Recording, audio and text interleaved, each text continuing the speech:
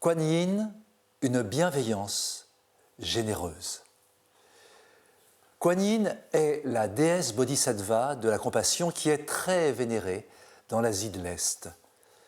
Le nom complet de Kuan Yin est Quan Shin Yin, ce qui veut dire l'essence de sapience qui considère les bruits du monde. La sapience étant la sagesse venue du savoir et de la connaissance.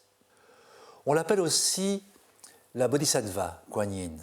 Au Vietnam, elle est appelée Quan Ham. Il existe peu de bodhisattvas féminines dans le bouddhisme. Un bodhisattva a fait le vœu d'aider tous les êtres sensibles à s'éveiller. C'est le cas de Kuan Yin. Elle vient au secours de tous les êtres et particulièrement des enfants. Elle est pur amour et libère des souffrances multiples. La vision de Kuan Yin change suivant les cultures. Elle est en Chine la déesse de la miséricorde qui suspend son voyage pour écouter les âmes en souffrance. Elle écoute et libère les souffrances, donc. Les taoïstes la considèrent comme une immortelle et elle est perçue comme une divinité par de nombreux bouddhistes. Guanyin est un pusa. Un pusa est le nom chinois qui correspond au mot bodhisattva en sanskrit. Elle est un être qui a atteint toutes les étapes de l'éveil, mais ne souhaite pas devenir Bouddha afin de continuer à aider les hommes en souffrance par sa connaissance et sa compassion. Sa forme classique est en position debout, dans une longue robe blanche, aussi blanche que sa peau, et avec dans ses mains deux symboles. Un vase en jade, symbole de la pureté de l'eau, et une branche de saule. Mais il existe des centaines de formes différentes de Kuan Yin. Les plus représentées sont celles qui sont reliées à la légende de Miao Chan. Par exemple, Guanyin à la cascade en méditation sur un rocher près d'une cascade. Guanyin sur un dragon ou une tortue de mer.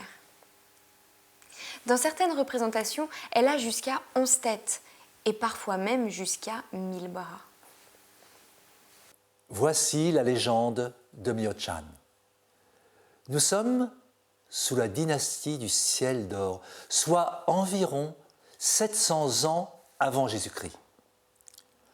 Un roi nommé du nom de Miacho Zhuang monta sur le trône après avoir créé de lourdes batailles sanguinaires, des batailles si lourdes que les dieux ne lui permirent pas d'avoir un fils, mais seulement 3 filles.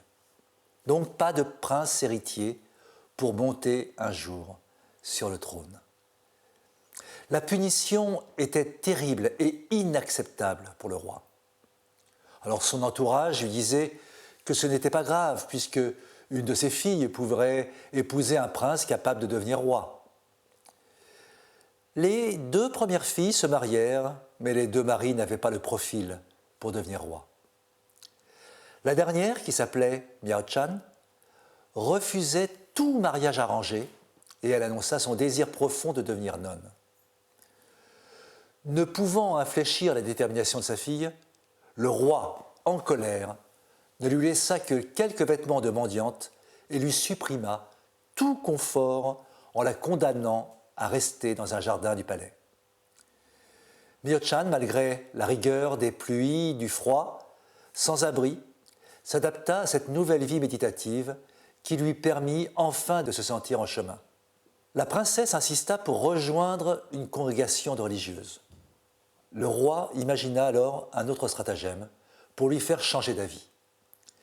Il accepta de l'envoyer au monastère, mais il demanda aux nonnes d'être terriblement dures avec sa fille pour qu'elle accepte de se marier. Il menaça les nonnes au cas où elles soient trop complaisantes avec la princesse.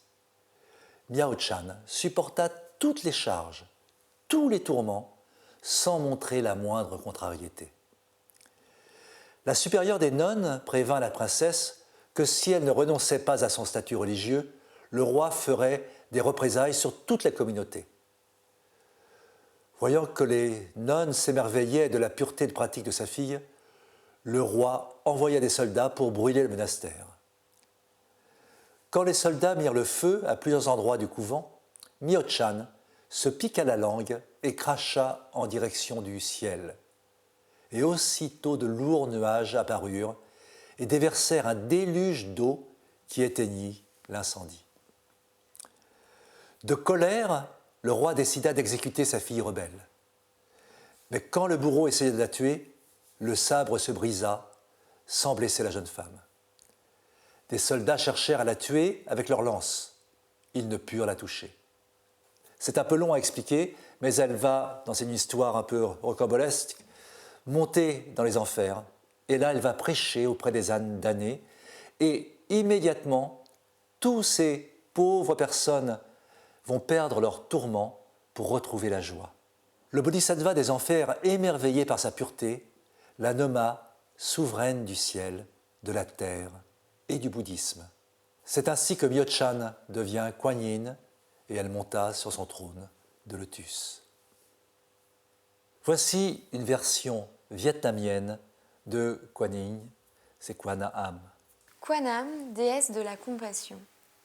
À chacun sa Quan Am. Dans toutes les pagodes vietnamiennes où elle est particulièrement vénérée, on peut se recueillir devant elle. Répondant au nom de Avalokiteshvara en sanskrit, la déesse Quan Am est l'incarnation de la compassion et de la sagesse, déclarée qualité principale de l'état de bouddhéité.